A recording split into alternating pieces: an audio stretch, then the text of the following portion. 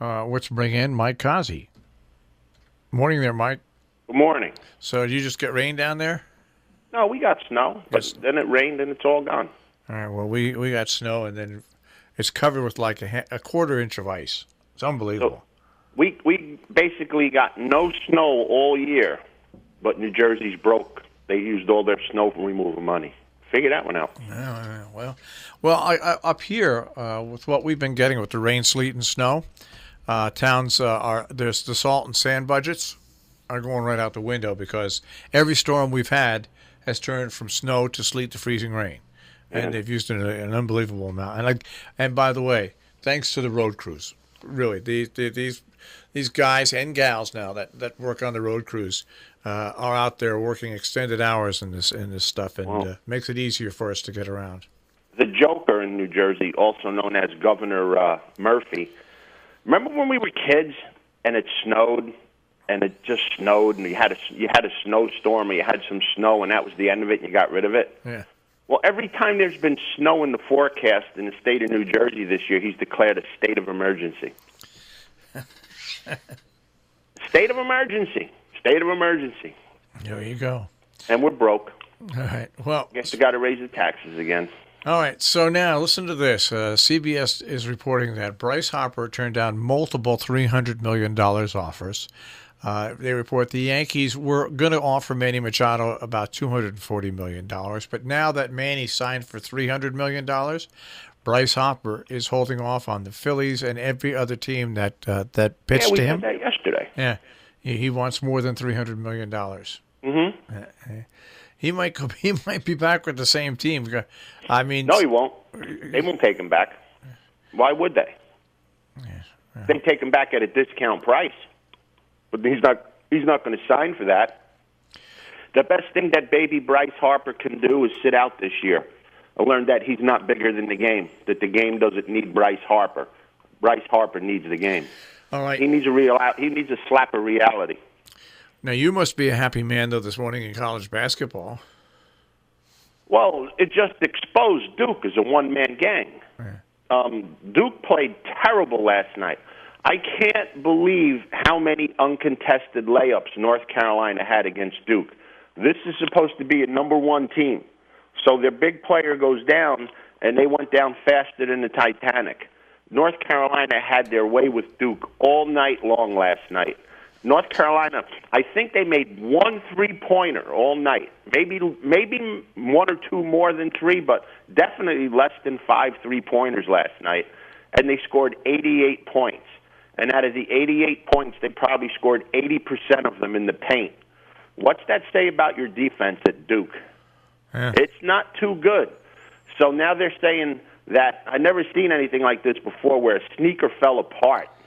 Yeah. I've never seen that before. And then this guy hurts his knee. Duke's saying that it's a mild sprain. Well, I seen the player from Kentucky get a mild sprain the other night, and he walked lacklusterly off the court. Williamson didn't. He didn't come back and play last night. I think it's bigger than it's said, but Duke does not want to come out with that yet. But we'll see how it plays out. But without Williamson, Duke wins one game in the tournament and they go home because they're a poor defensive team. There were so many unbelievable amount of layups last night where a number one team just got sandbagged at home. So a big win for North Carolina. A big loss for Duke, and if Williamson is done, Duke is done. All right. Any place else to go in sports? Yeah, back to college basketball. Somebody needs to give referees a lesson on common sense. In the Georgia-Mississippi game last night, with 0.5 of a second left in the game after Mississippi State was just at the line to tie the game, a fan threw a stuffed bulldog toy on the court, a little toy, little stuffed animal, which is a technical foul. With a half of a second left in the game and a tie game, you don't make that call. You have to have a little bit of judgment in it.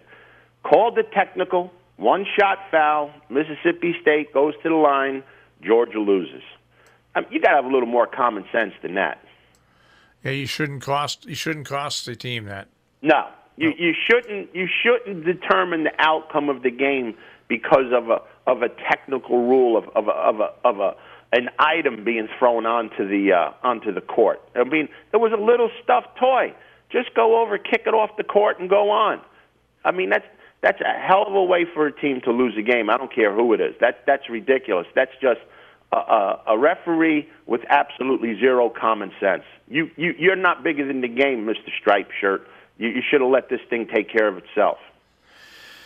All right. Anything else, or are we done with sports for this morning? No, we got more to go. We'll There's go. a lot of stuff going on. Well, go.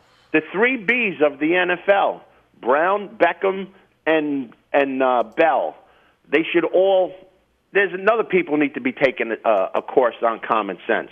Well, you all know everything that's going on with Antonio Brown and the Steelers. You know what happened with Levy and Bell and the Steelers, how now he's a free agent. Well, now Beckham's given the Giants stuff, saying, you don't know what you did.